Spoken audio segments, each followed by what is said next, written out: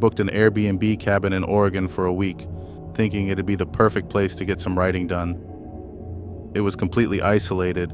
No neighbors, no noise, just me and my thoughts. That's exactly what I needed.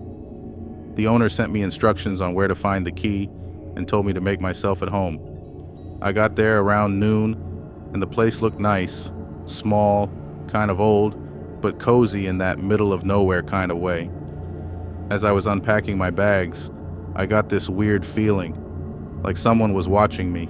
It wasn't strong at first, just a prickle on the back of my neck, but I couldn't shake it. I turned, scanning the tree line. Nothing.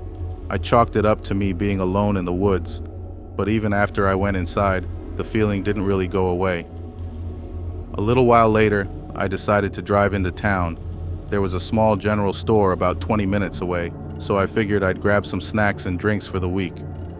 I was gone maybe 40 minutes, but when I got back, something felt off. I couldn't explain it at first. The door was still locked, the windows shut. But when I walked past the kitchen, I saw that one of the cabinets was open. I knew I hadn't touched it. It wasn't open when I left. I tried to tell myself maybe I left it slightly cracked, and the air moved it, but deep down, I knew that wasn't true.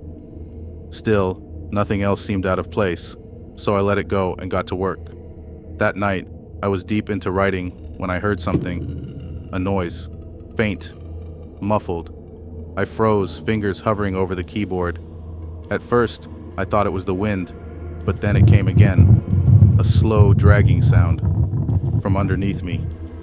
I listened, my pulse hammering. It wasn't loud, but it was clear. A long, deliberate scrape. I tried to ignore it, tried to focus on writing. Then, knock. A single soft tap, right beneath me. I pushed my chair back so fast it nearly tipped over. I held my breath, waiting. Then, just as I exhaled, something shuffled. Not pipes, not an animal, something human. I grabbed my phone, typing out a message to the owner. "I think someone is under the house." He replied almost instantly. "There's nothing under the cabin, but just to be sure, I'm on my way, and I've called the cops. If you're worried, you can wait outside." That was all I needed to hear. I grabbed my keys and stepped onto the porch. The night was dead silent. I kept my eyes on the windows, half expecting to see movement inside, but nothing. Just the deepening dark and the endless trees surrounding me. And still, even as I stood there, I swore I could hear it.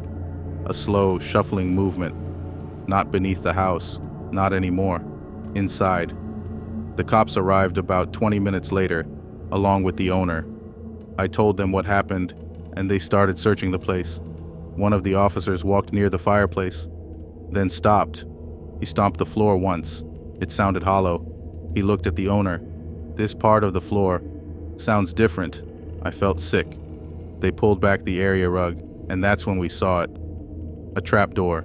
The cops pried it open. The second they did, a rush of stale air poured out. A ladder led down into the darkness. I heard them moving around in the crawl space. Then, Jesus Christ. I took a step forward. "What? What is it?" They pulled out a thin, stained mattress, a pile of clothes, then something else, a notebook.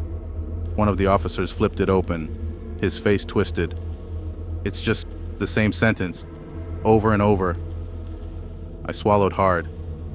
"What does it say?" He turned the notebook toward me. "I hear them upstairs." I left that night. I never stayed to find out more. A few days later, the owner texted me. I went back to check the cabin, and I found something. He attached a photo. It was old, a picture of the cabin. Standing in front of it was his aunt, but next to her was a man, thin, pale, expressionless. At the bottom, scribbled in faded ink, "He's safer down there." I thought I was careful about who I let stay in my Airbnb. I always checked their profiles, made sure everything looked legit. But that night, I made a mistake. The request came from a couple, Anna and Mark, first-time Airbnb users. excited for a weekend getaway. Their messages were polite, normal. I gave them check-in instructions, watched from my window as they pulled up, laughing and unloading their car. Perfect guests. At least that's what I thought. I shot them a quick text. Let me know if you need anything. Then I went to bed. A little after midnight, my phone buzzed. Hey, we can't find the extra blankets. Can you help? Weird. I always left them in the closet, I replied, told them where to look, and rolled over. A few minutes later, another buzz. We really can't find them. Can you come over? Something about the message felt off. It wasn't urgent, just wrong. But I told myself I was overthinking it. I grabbed my keys and stepped outside. The guest house sat in the back of my property, separated by a short gravel path. It was quiet, too quiet. Normally I'd hear the TV, music, something, but the windows were dark. I walked up the steps and knocked lightly. Nothing. Knocked again, harder this time. Still no answer. I checked my phone, no new messages, but I noticed something else. The read receipts. My last message hadn't been read, neither had the one before it. My stomach knotted. I reached for the doorknob. Unlocked. I pushed it open and stepped inside. The second I did, I knew something was wrong. The air was stale, like the house had been sitting empty for days. The place was trashed, sofa cushions on the floor, cabinets open, dishes shattered in the sink. Then I saw it. The supply closet. I always kept it locked, only I had the key. Inside were extra towels, spare sheets, cleaning supplies, and an emergency backup key to my main house. The door was wide open, the lock busted. My blood ran cold. Someone had been searching for something. I turned to leave. That's when I heard it. A voice, low, close, coming from the bedroom. "Oh, hey, sorry about the mess," a man's voice called. "We were just looking for the blankets." My body locked up. The voice wasn't friendly. It wasn't casual. It was mocking. I turned toward the bedroom door. It swung open. A man stepped out. Not Mark, not Anna, a stranger. He was tall, built like someone who didn't lose fights, standing in the doorway like he'd been waiting for me.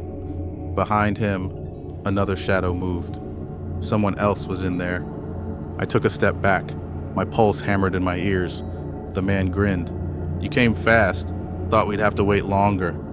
My hand tightened around my phone. "Where's Anna?" His grin widened. "Oh, she's in here. You want to come see?" A slow creak sounded behind me. The front door. I wasn't alone. I turned my head just slightly, enough to see the second man stepping in from outside, blocking the exit. A setup. They wanted me inside. The second man lunged. I didn't think. I bolted sideways, shoving past him so hard he slammed into the wall. The first guy grabbed my shirt, fingers twisting into the fabric. I yanked free, felt the burn of skin scraping, didn't stop. I tore through the front door and into the night. I could hear them behind me, heavy footsteps, cursing. I ran, harder than I ever had in my life. My house was a blur. My lungs burned. The gravel crunched under my feet. I reached the front door, fumbled the keys, dropped them. I could feel them closing in. I grabbed the knob, yanked it, unlocked. I threw myself inside and slammed the door shut. The moment it clicked, bang, something slammed into it from the other side. I backed away, my breath ragged. My hands shook as I grabbed my phone. 911, it rang. One ring, two, three, then 911, what's your emergency? My voice came out hoarse, barely above a whisper. There are men outside my house. They tried to trap me inside my guest house. A noise outside, footsteps, moving away. I didn't hang up. I stayed on the line as the dispatcher kept talking, asking questions. I barely heard her. I just stared at the door, waiting. The police arrived minutes later. The guest house was empty. The men were gone, but they'd left something behind. A pile of my belongings, stacked neatly on the bed. My spare Airbnb key, my emergency house key, and a note, just 3 words. You were lucky. I checked the Airbnb profile later.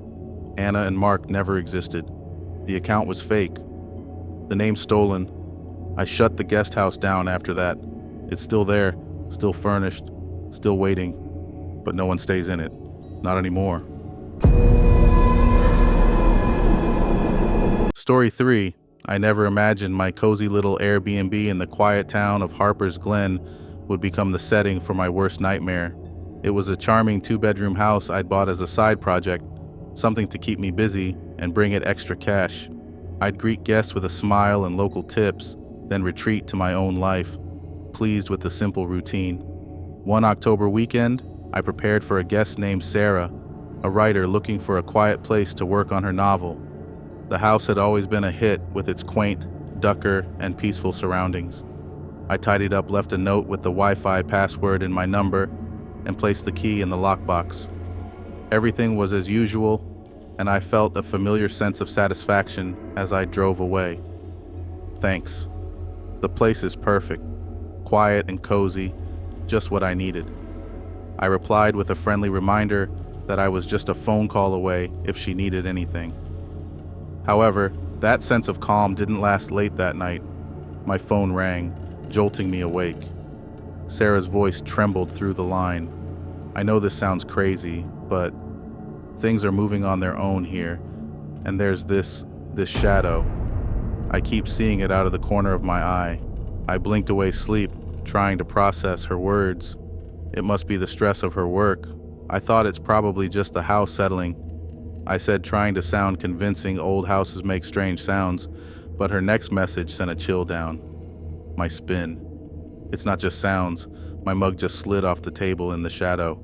It's like it's watching me. I couldn't ignore the fear in her voice. I told her I'd be right over as I drove. The night seemed darker than usual. The road to the house, longer and more foreboding.